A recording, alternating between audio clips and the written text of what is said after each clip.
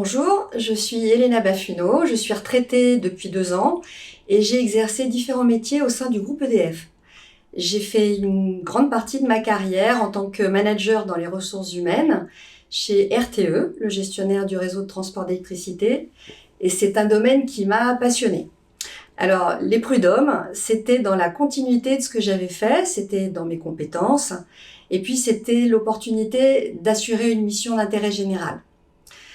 Je suis donc conseillère prud'homale depuis 2018 au Conseil des prud'hommes de Nanterre, en section industrie, et je préside cette section depuis le début de l'année.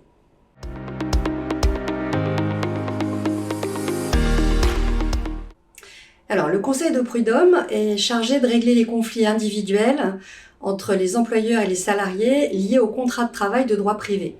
C'est une juridiction paritaire composée de conseillers qui ne sont pas magistrats de carrière et qui sont issus du monde du travail. La première mission des conseillers est d'aider les parties à concilier, mais il faut reconnaître que c'est rarement le cas. Alors, elles sont convoquées à un bureau de jugement qui est composé de 2 conseillers salariés et 2 conseillers employeurs. Ils écoutent les parties, puis ils délibèrent et ils prennent leurs décisions en fonction des éléments de droit, des preuves, et tout ça, ils l'apprécient en tenant compte de leur connaissance du monde du travail, et je pense que c'est leur grande valeur ajoutée dans cette instance.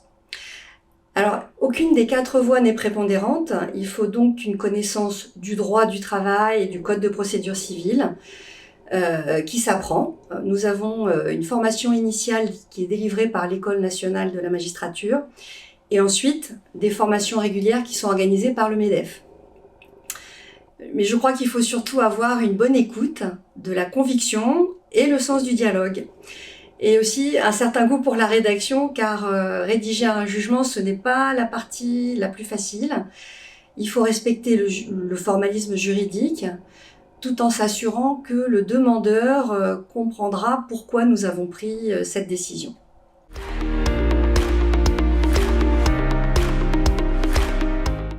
Alors c'est un rôle exigeant en termes d'impartialité, d'intégrité, de compétences. Et c'est une expérience riche et très formatrice. On voit des erreurs à ne pas commettre. Je pense que les entreprises gagneraient à bénéficier de l'expérience de conseillers prud'hommes au sein de leurs équipes.